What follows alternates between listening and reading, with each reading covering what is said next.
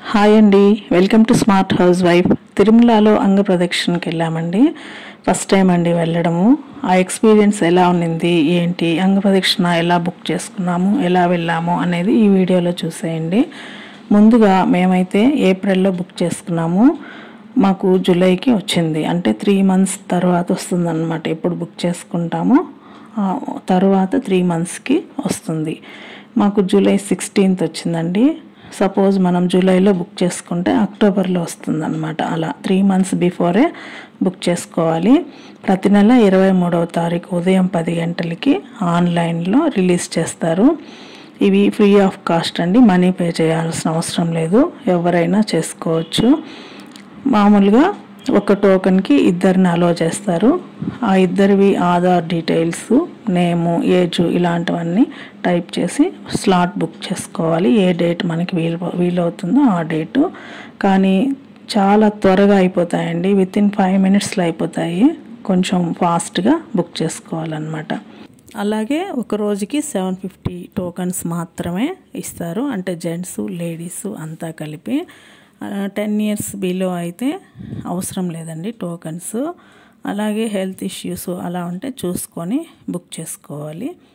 మేము అలా బుక్ చేసుకుంటే మాకు జూలై 16th వచ్చింది. ఇక్కడ చాలామంది చేసే మిస్టేక్ ఏంటంటే ఏ రోజైతే స్లాట్ బుక్ అవుతుందో ఆ రోజే వెళ్ళాలేమో అనుకుంటారు. అలా కాదండి, ముందు రోజు నైటే రీచ్ అవ్వాలి. ఎందుకంటే అంగ ప్రదక్షిణ, సుప్రభాత సేవ ఇలాంటివన్నీ ఎర్లీ మార్నింగ్ 2కి 3కి అలా స్టార్ట్ అవుతాయి. అలాంటప్పుడు అక్కడికి రీచ్ అవ్వడం వీలవ్వదు కదా. అందుకని ఎప్పుడు కూడా ముందు రోజు నైటే రీచ్ అయిపోవాలన్నమాట. ఆ రోజే వెళ్ళి అప్పటికప్పుడే వెళ్తే అక్కడ క్యూలో పంపించరండి. ఈ మిస్టేక్ మాత్రం చేయొద్దండి. మాకు 16th వస్తే జూలై, మేము 15th నైట్ 11కి అంతా తిరుమలకి రీచ్ అయిపోయాము. 11కి రీచ్ అయిన తర్వాత 1కి పుష్కర్ని ఓపెన్ చేశారు. అక్కడ మనం వాళ్ళకి ఈ అంగ ప్రదక్షిణ టోకెను చూపెడితే అలో చేస్తారు. అక్కడ వెళ్ళి మునిగిన తర్వాత వైకుంఠం క్యూ కాంప్లెక్స్కి వెళ్ళాలి. కంపల్సరీ మునగాలండి. పుష్కర్నిలో మునిగితేనే అక్కడ క్యూలో అలో చేస్తారు.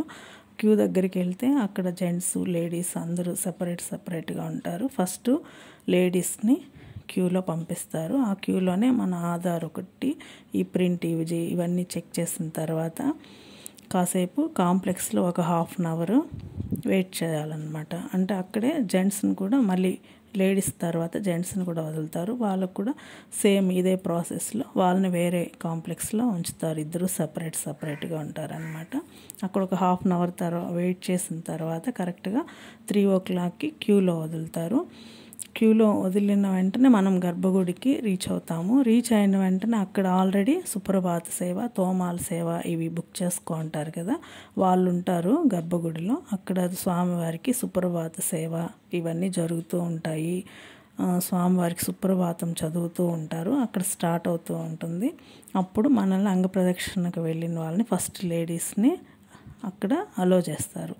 మనము గర్భగుడిలో దర్శనం చేసుకొని స్వామివారిని బయట వస్తాం కదా, అక్కడ పడుకోబెడతారండి. వెళ్ళిన వాళ్ళంతా వరుసగా ఒకరి తర్వాత ఒకరు బోర్లు పడుకొని దొర్లుతూ వెళ్ళాలండి. ఒకవేళ ఎవరైనా ఇన్ కేసు దొల్ల లేకుండా అలా ఉంటే కొంచెం నిలబడి స్లోగా ప్రదక్షిణ చేసేయచ్చు. అక్కడ శ్రీవారి సేవకులు ఉంటారు కదా, వాళ్ళు మనకి ఏదైనా హెల్ప్ కావాలన్నా చేస్తారు. చాలామంది చిన్నగా అయినా ఎలాగోలా మనం అంగ ప్రదక్షిణ చేయాలి అనే దీంతో దొర్లేస్తారండి. ఆ ఎక్స్పీరియన్స్ చాలా బాగుంది. నాకైతే ఫస్ట్ ఒక 4 పొల్లింపులు వేయంగానే కొంచెం కళ్ళు తిరిగినట్టు అయింది. మళ్ళీ స్లోగా ఆగుతూ చేసేసానండి. గుడి చుట్టూ చేసుకుంటూ రైట్ సైడు లక్ష్మీ అమ్మవారు హుండీ ఉంటుంది కదా, అక్కడ దాకా చేస్తారనమాట. అక్కడ చేసిన తర్వాత మనం లేడీస్ అయిన తర్వాత మళ్ళీ జెంట్స్ని అలో చేస్తారు. జెంట్స్ కూడా సేమ్ ఇదే ప్రాసెస్లో అంగ ప్రదక్షిణ చేస్తారనమాట. నిజంగానే ఆ బ్రహ్మముహూర్తంలో ఒకవైపు సుప్రభాతం చదువుతూ ఉంటే, మనం అంగ ప్రదక్షిణ చేస్తూ ఉంటే ఆ పరిసరాలంతా చాలా సైలెంట్గా చాలా బాగుంటుందండి. డే టైంలో గోలగా కొంచెం ఇదిగా ఉంటుంది కదా. అదే బ్రహ్మముహూర్తంలో ఆ అంగప్రదక్షిణ సుప్రభాత సేవ టైంలో మాత్రం నిజంగానే మనము వైకుంఠంలో ఉన్నామా స్వామివారి దగ్గర అనే ఫీలింగ్ అయితే వస్తుందండి. మేమైతే అక్కడే గర్భగుడి ముందు కూర్చున్నామండి ఒక హాఫ్ అన్ అవర్ వీళ్ళు సుప్రభాత సేవ దర్శనం అయ్యే వరకు. అప్పుడు అక్కడే గోవిందనామాలు చదివాము. అసలు నిజంగానే మాటల్లో చెప్పలేమండి ఆ అనుభూతి అనేది.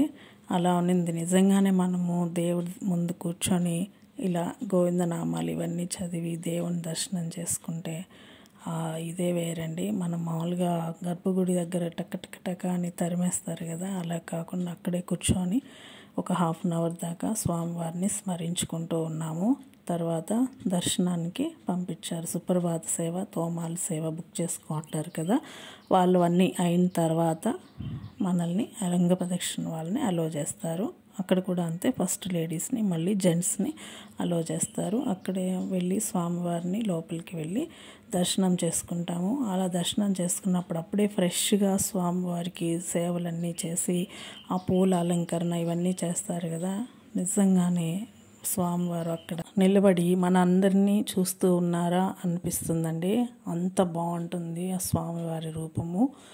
నాకైతే ప్రతిసారి ఎప్పుడు దర్శనానికి వెళ్ళినా దర్శనం చేసుకొని బయట వస్తానే కళ్ళలో నీళ్ళు వచ్చేస్తాయండి. మీకు కూడా అంతేనా అండి? ఎప్పుడైనా ఇలాంటి అవకాశం వచ్చినప్పుడు అస్సలు వదులుకోవద్దండి, కంపల్సరీ వెళ్ళండి. మనము డే టైంలో చూసే తిరుమల వేరే, నైట్ చూసే తిరుమల వేరే. నైట్ ఎలా ఉంటుందంటే తిరుమల పరిసరాలు కానీ గుడి లోపల ఆనంద నిలయం దగ్గర కానీ అంతా ఒక మణిద్వీప వర్ణంలో ఎలా వర్ణిస్తారో అలా ఉంటుందండి అంతా. గుడి లోపలైతే ఆనంద నిలయం దగ్గర నిజంగానే మనం నమ్మము, సైలెంట్గా ఓన్లీ సుప్రభాతం చదివేది ఒక్కటి మాత్రమే మనకి వినపడుతుంది. మిగతా అంతా సైలెంట్గా ఉంటుంది. ఇంకేమీ గుర్తురావు అక్కడ. మనము నిజంగానే వైకుంఠంలోనే ఉన్నామా అనిపిస్తుంది. మామూలు దర్శనానికి వెళ్ళినప్పుడే తిరుమలకి మనం అన్నీ మర్చిపోతామండి. మన బాధలు, మన కష్టాలు అన్నీ మర్చిపోతాము.